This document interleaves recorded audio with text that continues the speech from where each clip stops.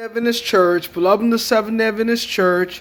This is a very urgent message called The Close of Probation for the Seventh Adventist Church. The Close of Probation for the Seventh Adventist Church, Part 3. Now, here recently, we found out that Mark Finley said that David Gates' message stating that March 10th, like in Arthur Brandon's message, March 10th was a closed probation for the Seventh Adventist minister, and that climate change legislation through earthquakes, fires in California, earthquakes in different countries like Mexico, and tornadoes in states like Alabama could bring on the sons-in-law through a law for the environment, and that the Jewish calendar studies into when the times of refreshing of all things happen according to Acts 3:17, when the times of refreshing happen according to Jewish calendar. And in Revelation chapter 22:11 states, he lives unjust, let me be unjust, he lives filthy, let me be filthy still, and behold, I can quick my waters, women to give every man according to his work shall be. And then here recently, David Gates stated that the Seventh Adventist Church leadership stated that the spirit of prophecy is no longer authoritative voice of God, and that God's coming is not imminent. It's only soon. It can happen for 100 years or 200 years, but not even at the doors, based off of climate change legislation and the refreshing of all things and the Jewish calendar, beloved in the Adventist Church. Mark Finley said all that was wrong that David Gates and Arthur Brandon was saying. Beloved in the Adventist Church, isn't Mark Finley and Ted Wilson and Ganoon Diop, aren't they hobnobbing with the man of sin power up in Rome? Aren't they having ecumenical dialogue with him? It doesn't the Bible say in 2 Thessalonians 2:8, the man of sin shall be destroyed with the brightness of God's coming? 2 Thessalonians 2:8 to 11. Doesn't the Bible say to be a falling away first before the great dreadful day of the Lord? And then the falling away happened in 538 AD when the Pope of Rome joined with the state, and the European governments became united with the Pope of Rome.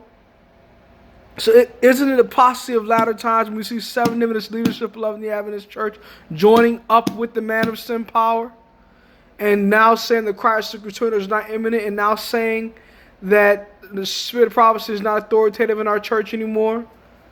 Now look here what Ezekiel chapter 8 verse 16 says. It states, "And he brought me into the inner court of the Lord's house, and behold, at the door of the temple of the Lord, between the porch and the altar, were about 25 men with their backs toward the temple of the Lord, and their faces toward the east, and they worshipped the sun toward the east. Then he said unto me, Hast thou not seen, O son of man? Is it a light thing to the house of Judah that they commit an abomination to which they commit here? For they have filled that land with violence, and have returned or provoked me to anger, and lo, they put the branch of their nose." What are these men doing? They're worshiping toward the east. They're worshiping Tammuz, beloved. He says, "He said unto me, Turn thee yet again, and thou shalt see greater abomination than they do." Then he brought me to the door of the gate of the Lord, which was toward the house. And behold, there was sat women weeping for Tammuz. Who's Tammuz? Tammuz is Christmas celebrations. It's a Christmas tree, like when they had Kurt Franklin and Fred Hammond singing at Oakwood recently for a Christmas special this year and last year around the Christmas season. And at Pelk, beloved in the Adventist Church. Christmas trees at Pelk. When they have Sunday surge in our churches, like at First Church in Huntsville area, when Pastor Deborah Snell and other pastors over there get together on Sunday mornings and have worship and have worship services Sunday morning. When they have ecumenical dialogue in the churches and bring in first the ministers at Pelk to preach before our ministers and put down the sanctuary true and victor over sin and the atonement, and say that one say never lost theology, to say that Jesus Christ is not the most holy place, and say that we can live as we please, heaven is our home, we live as we please, sin live theology. Now, beloved in the Adventist Church, look what the Bible says in Ezekiel chapter 9 verse 1. He cried also in my ears with a loud voice, saying, Cause them that have charge over the city to draw near, even every man that was a strong weapon in his hand. And behold, 6 men came from the way of the higher gate, which lieth toward the north, and every man a sword weapon in his hand. And one among them was clothed with linen, and the writer's inkhorn was by his side. And they went in and stood before the brazen altar, and the glory of God was upon, gone up from the cherub whereupon he was, to the threshold of the house, and called to the man clothed with linen, which had the writer's inkhorn by his side. And the Lord sent him go through the midst of the city, to the midst of Jerusalem, and set a mark upon the foreheads of the men that signed that cry for all abominations that be done in the midst thereof. These are the abominations: Sunday surge, women's ordination, ecumenicalism, new theology.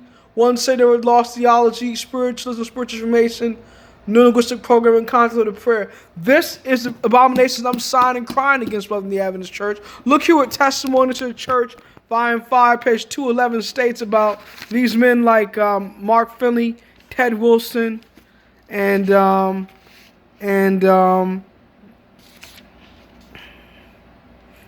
Pastor Snell and Dr. Bird.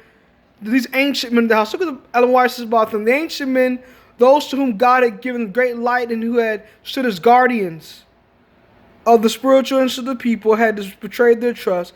They had taken the position that we need not look for miracles in the marked manifestation